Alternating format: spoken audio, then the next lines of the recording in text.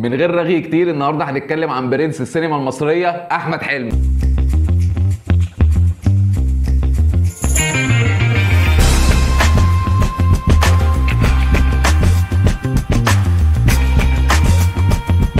احمد محمد حلمي مواليد 18 نوفمبر ومن مدينه بنها. هم 3 اخوات، خالد الكبير واحمد واخته الصغيره سالم. سافر السعوديه وهو عنده 6 سنين عشان خاطر شغل والده كان هناك، ورجع مصر تقريبا في الثانويه يعني وهو تقريبا في ثانيه ثانوي. ولما رجع قابلته مشكله كبيره ان هو كان بيسقط في الثانويه على طول، وبعد 3 سنين سقوط والده جابه ايه يا ابني انت بتسقط ليه؟ ايه اللي ناقصك؟ بجيب لك مدرسين وكذا وكذا، بس ايه اللي كان بيسقط فيها على طول؟ هي ماده الرياضيات. جاب له فيها مدرس. المدرس لما جه بقى وفتح اللي احمد حلمي بيذاكر فيه قال له ايه اللي انت بتذاكره ده؟ المنهج ده بتاع السعوديه، منهج مصر مختلف تماما. واكتشف احمد حلمي ان هو عشان خاطر يعرف ينجح في ثانيه ثانوي لازم يذاكر منهج الرياضه بتاع اولى ثانوي. يا نهار اسود، وانا عارف اعدي من ثانيه ثانوي لما هذاكر اولى ثانوي، بس بقى المضطر لازم يركب الصعب. وذاكر احمد حلمي ونجح في الثانويه الحمد لله بمجموع 50%. المهم احمد حلمي يا نهار اسود 50%، طب انا هخش بيهم ايه؟ طب هروح فين؟ يجوا وهم قاعدين في البيت وبياكلوا سمك مقلي والسمك محطوط على جورنال عشان خاطر الزيت، يلاقي مكتوب اعلان عن اكاديميه الفنون وانها فيها قسم ديكور. فوالدته تحمسه وتقول له تعالى نروح نشوف النظام هناك ايه طالما في قسم ديكور ونشوف بتاخد من كام. المهم لقى ان هو مجموعه يجيب، وبالفعل دخل في اختبارات عشان خاطر تخش المعهد. بس في لحظه كده احمد حلمي قال ده متقدم 5000 واحد والمطلوب لقسم الديكور 18 بس، يعني هطلع انا اللي فيهم، بس على العموم انا اعمل اللي عليا وخلاص. ويخش احمد حلمي الاختبارات، وعشان خاطر هو بيحب الرسم من هو صغير من والدته ينجح، ومش ينجح بس ده يطلع الثامن على الدفعه كلها. وقدم برضه حلمي في المعهد العالي للفنون المسرحيه، بس اللي اشتغل بيها هي اكاديميه الفنون اللي خرجته من ديكور، وكان دايما بيشتغل في الحاجات اللي بيحبها. واحمد حلمي لما رجع من السعوديه واستقر، نسيت انا اقول لكم التفصيله دي، والده كان معاه فلوس يعني مبلغ بقى له شغال هناك حوالي 10 سنين، اخذ الفلوس دي كلها وحطها في توظيف الاموال زي الريان كده. الفلوس كلها راحت وبقوا على الزيرو. بس والد احمد حلمي بيقول لك كان عنده رضا شديد وما كانش طمعان في حاجه في الدنيا. احمد حلمي اضطر ان هو لازم يكون نفسه بنسبه 100% بدون اي مساعدات. قعد في القاهره ولما اتخرج من قسم ديكور كان دايما بيشتغل في اي حاجه ليها علاقه بالرسم، يعني مثلا كان بيروح للكافيتريات يرسم على الازاز، يرسم على بيبان المحلات، اشتغل شويه في مطبعه، حاجات كلها خاصه بالديزاين. لحد ما جه واحد صاحبه كان شغال في القناه المصريه الفضائيه قال له ما تيجي معايا اعرفك على استاذه سناء منصور ونشوف ممكن تشتغل ايه. وبالفعل احمد حلمي راح لها، واول يوم ما عرفش يقابلها راح لها تاني بعد ميعاد تاني وفعلا عرف يقابلها. قالت له انت ايه قصتك؟ قال لها انا عايز اشتغل هنا وانا خريج قسم ديكور. قالت له خلاص انزل مساعد مع صاحبه اللي هو جابه ده. فقال لها لا يا فندم انا نفسي اشتغل في الاخراج. ايه اللي جابك في الاخراج؟ بس ما تعرفش ليه الاستاذه سناء منصور اقتنعت بيه وقالت له طب انزل تدريب مع المخرج محمد خلف، وهو كان يعرفه لانه كان مش دفعته، هو كان في رابعه لما كان هو في المعهد. ونزل بالفعل احمد حلمي تدريب مع محمد خلف، وكان محمد خلف وقتها بيعمل برنامج اسمه احلام العصافير. احلام العصافير ده هم كانوا بيروحوا حضانات وبيسجلوا مع اطفال صغيره، واحمد حلمي كان في دماغه من زمان قصه انه يعمل انترفيو مع طفل، بس ما كانش جه الوقت المناسب. لحد ما جه في مره بعد ما خلصوا البرنامج قال لمحمد خلف انا نفسي اجرب حاجه كده بيني وبينك، هاخد بس المايك وصورني وانا هعمل انترفيو مع طفل. فعلا احمد حلمي اخذ المايك وعمل انترفيو مع طفل، وقال له طب ما تيجي نوري الموضوع ده للاستاذه سناء منصور، مع انها كان ممكن ترفضهم في حاجه زي كده لان مفيش اي حاجه في التلفزيون بتحصل عشوائي كده. اخدوا بعضهم ورجل اتقدم ورجل اتاخر. المهم دخلوا لها قالوا لها يا فندم احنا سجلنا شريط مع طفل اتفرجي عليه. فهي راحت قايله فرجنا عليه دلوقتي. فيا فندم هنعمل له مونتاج ونخلي حضرتك تتفرجي عليه. لا هات اتفرج عليه دلوقتي. طب نعمل المونتاج. لا عايز اتفرج عليه زي ما هو. واحمد حلمي زاد التوتر بتاعه وخاف اكتر، وبالفعل هي اخذت الشريط واتفرجت عليه، واحمد حلمي كان بيراقب اكشنات لحد ما ابتدى تضحك. تفائل احمد حلمي وقال ان شاء الله يعجبها. المهم استاذه سناء عجبها جدا البرنامج وقالت له احنا عايزين نعمل 30 حلقه قبل رمضان، مع ان رمضان كان فاضل عليه 15 يوم بس. احمد حلمي فرح جدا وبص لها وقال لها طب تمام مين بقى هيقدم البرنامج؟ فاستاذه سناء قالت له طبعا انت. هو ايه اللي مين هيعمل البرنامج؟ فقال لها لا انا عايز اخرج البرنامج، انا بس كنت بصور عشان اوري لحضرتك الفكره. قالت له لا محدش هيعرف يعمل اللي انت عملته ده غيرك انت. وتحول احمد حلمي من مخرج لان هو يبقى مذيع. عمل احمد حلمي ال 30 حلقه والبرنامج نجح جدا جدا جدا. البرنامج ده كان اسمه لعب عيال سنه 98، وبعد كده قعد يعمله 3 سنين ورا بعض من كتر ما البرنامج ده نجح، كان مكسر مصر وقتها. وجا بعديها في سنه 2000 راح جاي عامل برنامج من سيربح البونبون، وبرده البرنامج ده نجح جدا انا عن نفسي فاكره. البرامج اللي قبل كده اللي هو لعب عيال كان تقريبا احمد حلمي قعد في اول 15 16 حلقه بيطلع بقفاه بس بعد كده لما البرنامج ابتدى ينجح ابتدوا يجيبوهم هما الاثنين. ومن البرامج دي بقى مين اتصل بيه؟ مكتب استاذ شريف عرفه، قالوا له استاذ شريف عرفه عايزك عشان دور. راح طبعا وهو طاير من الفرح، بس قال اكيد مشهد مشهدين كده. راح وبالفعل قابل استاذ شريف عرفه، راح جاي قايل له احمد انا شايفك في دور كده بس عايز اعمل لك كاستنج، اقول لك على حاجه غني اغنيه. احمد حلمي استغرب جدا، غنى الاغنيه. راح قايل له طب اقول لك على حاجه غني نفس الاغنيه دي بطريقه كوميدي. احمد حلمي غناها بطريقه كوميدي. راح قايل له بس خلاص روح لمكتب الانتاج هيدوك السيناريو ويقولوا لك مواعيد التصوير بس كده خلاص. راح قايل له اه خلاص روح على طول على مكتب الانتاج. نزل احمد حلمي وهو طاير من الفرحه وهو فعلا مش مصدق نفسه، راح على مكتب الانتاج اخذ السيناريو وعرف مواعيد تصوير وقال لهم انا دوري ايه. راح قالوا له سعيد. مشى احمد حلمي بسرعه وهو في المواصلات نفسه يوصل للبيت عشان يشوف دور سعيد، بس ما قدرش يمسك نفسه. فتح السيناريو لقى في اول صفحه سعيد سعيد سعيد، تاني صفحه سعيد سعيد، تالت صفحه ايه ده هو سعيد ده من اول الفيلم لاخره؟ قال لا هم اكيد ادوني اسم غلط. راح جاي متصل بيهم تاني يا جماعه هو انا دوري ايه؟ قالوا له انت دورك سعيد. سعيد خلاص. اخذ احمد حلمي بقى السيناريو وروح البيت فصصه وقعد يذاكر جدا لحد ميعاد الفيلم، وعمل فيلم عبود على الحدود سنه 1999، يعني كمان قبل برنامج من سيربح البونبون لانه كان سنه 2000. الفيلم ده نزل كسر الدنيا. علاء ولي الدين، كريم عبد العزيز، واحمد حلمي. انت عايز الفيلم يبقى شكله عامل ازاي؟ وبعد كده احمد حلمي عمل فيلمين كده، ليه خليتني احبك وفيلم اسمه عمر 2000، بس يعني مالناش دعوه. بس يعني احنا لو اتكلمنا على كل فيلم احمد حلمي عمله هنقعد ساعتين في الفيديو، فاحنا ننقل على طول على فيلم الناظر سنه 2000. فيلم الناظر بقى سنه 2000 كلموا برده مكتب شريف عرفه وقالوا له احنا عايزينك في دور. راح فعلا واداله دور عاطف اللي الدنيا تضرب تقلب، هو ملوش علاقه باي حاجه. ده شريف عرفه قعد معاه وقال له الدور ده هيفيدك جدا. قال له بص يا احمد انا عايز الدنيا لو ولعت من حواليك الضحكه والابتسامه ما تفارقش بقك خالص طول الفيلم. الطقم اللي انت هتلبسه في الفيلم هو طقم واحد مش هيتغير. وفعلا الفيلم يتعمل مع علاء ولي الدين واحمد حلمي وينزل الفيلم وينجح واحمد حلمي يتشاف اكتر واكتر. بعد كده احمد حلمي اخذ المساحه بتاعت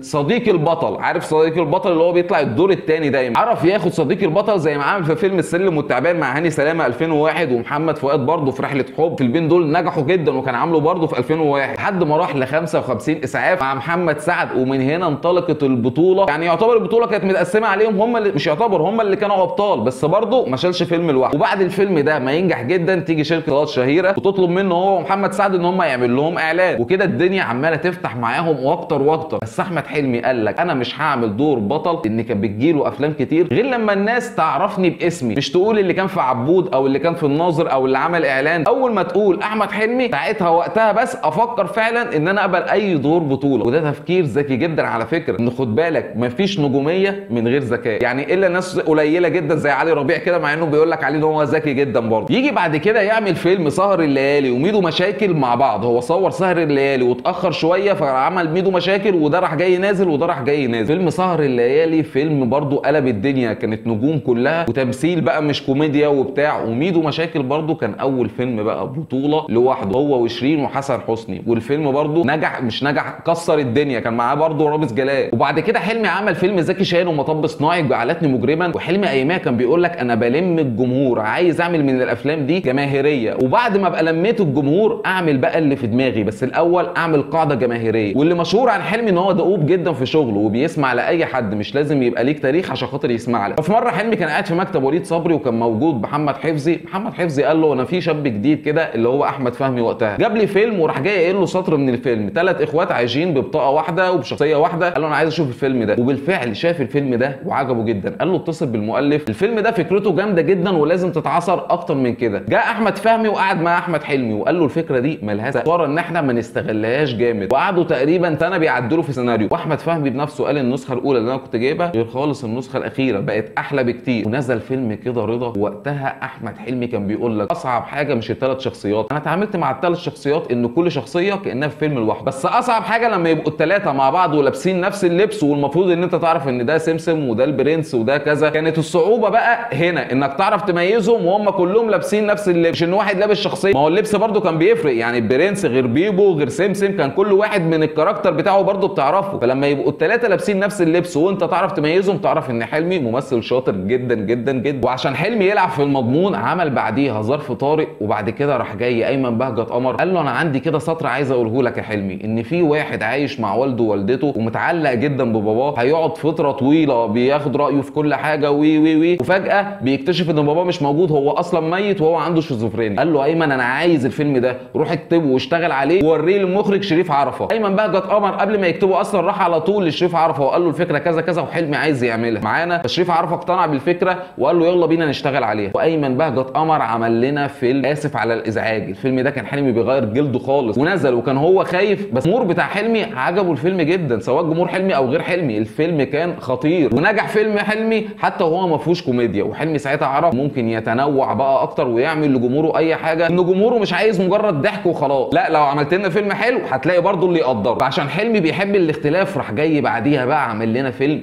الف مبروك بكاستنج كله وجوه جديده. بس حلمي كان ليه غرض من الموضوع ده، قعد مع المخرج وقال له انا عايز كله يبقى ليه وجوه جديده، منها ناس جديده تاخد فرصه وتخش زي ما احنا اخدنا فرص، ومنها انا عايز اللي بيتفرج على الفيلم يحس ان العيله دي حقيقيه 100%، مش مجرد ممثلين بيمثلوا. لو دخل معانا وصدقنا ان احنا عيله حقيقيه الفيلم ده هينجح. وفعلا مع كل الكاست الجديد ده وفيلم الف مبروك ينزل ويقلب الدنيا. وبعد كده في 2010 يعمل لنا فيلم عسل اسود. المصري الامريكاني اللي شايف مصر بنظره معينه بعينه هو، ولما ينزل ويقعد في مصر بيتصدم من حاجات كتير. الفيلم ده اصلا كان البطل بتاعه عمر الشريف، المفروض ان هو جاي من بره وهيقابل واحد مصري هنا مطحون وبيشتكي له همه، وهو بقى بيقول له شويه نصايح عشان خاطر يعدل حياته، وان عمر الشريف نفسه هيتصدم في اللي المصري ده عايش فيه. بس احمد حلمي قعد مع خالد دياب المؤلف وقال له لا انا عايز يبقى شاب هو اللي جاي من بره ويشوف كل الحاجات دي. واهم حاجه ان حلمي ما كانش عايز يقول ان بص الحياه البلد وحشه، الموقف ده وحش، هم بيتعاملوا كده، لا هو كان عايز يبين السلبيات ازاي نصلحها، وانها مهما يكون فيها حاجه وحشه فهي برضه فيها حاجه حلوه. سعيد اللي عنده 30 سنه وما اشتغلش وعايش مع والدته ومع ذلك هي متقبلاه، ابتسام اخته اللي متجوزه ومش لاقيين شقه واتنصب عليهم ومع ذلك برضه راضيين وقاعدين وكلهم بيجوا في العيد مبسوطين مع بعض ومفيش اي مشكله. عشان كده جاب لك في الاخر في مشهد الطياره انه حتى وهو ماشي بعد كل اللي هو شافه ده، لا هو برضه شاف فيها حاجه حلوه. هو كان بيجيب لك مصر بالاشخاص مش بالشوارع الوحشه ولا الحيطان اللي منيله، يعني مش هتلاقي حاره زي الزفت ولا هتلاقي زباله ولا كده، هو جايب لك معاناه الناس، لان على رايه الناس هي البلد، احنا اللي بنرمي واحنا اللي بنعمل واحنا اللي بنخلي. ونزل الفيلم ونجح نجاح رهيب. وعلى فكره الفيلم ده بعد ما خلص احمد حلمي جاب منى زكي عشان تتفرج عليه وهو في المونتاج، قالت له يا حبيبي انت ناطق كل الانجليزي غلط، وجابوا واحد تقريبا امريكاني وقعد جنبه او بيدرس في حاجه معينه برضه في معهد في حاجه وقعد معاه، واحمد حلمي قعد كل الانجليزي، كان لدرجه ان هو كان بيكتب له ساعات الانجليزي بالعربي عشان يعرف ينطقه صح والحروف السايلنت اللي في النص، وقعد كل الفيلم في الحتت الانجليش بس. ونزل الفيلم ونجح وكسر الدنيا، مع ان كانت منى زكي اول حاجه بتقولها له انت مش لايق على الدور، بس فعلا شابوه الحلمي. ويعمل بعديها بلبل حيران وبعد كده اكس لارج. بس نيجي عند اكس لارج كانت شخصيه الشخص التخين ده شريف عرفة قال له انت لو عرفت تخلي الناس تحب الاكل زي ما الشخصيه دي حابه الاكل فهتتعاطف معاك فهتحب الفيلم، انت فاهم؟ يعني هو كان عايز يوصل ان هو تخين بس هو مش قادر، بس هتتعاطف معاه برضه. وقعدوا كتير يدوروا على مين اللي هيمثل دور خاله لحد ما لقوا الاستاذ الكبير. المهم اثناء ما كانوا بيكتبوا الفيلم كانوا بيكلموا الفريق في امريكا اللي هيجي يعمل له الخطوط بقى والشغل ده كله، وفعلا كان ايميلات رايحه وايميلات جايه لحد ما خلص الفيلم ونزل عشان يعملوه. انا عايز اقول لك ان الشغل اللي كان بيتعمل في وش حلمي وجسمه والكلام ده كان بيقعد من 4 ساعات ونص لحد 5 ساعات تركيب، فاهم؟ بعد كده يقوم يشتغل. ومفيش حاجه اسمها انه لو لبس البدله دي هي مش مجرد بدله بتتعمل، لا ده حاجات بتتلزق في وشه لانها بتتشال اصلا في 2.5 ساعات.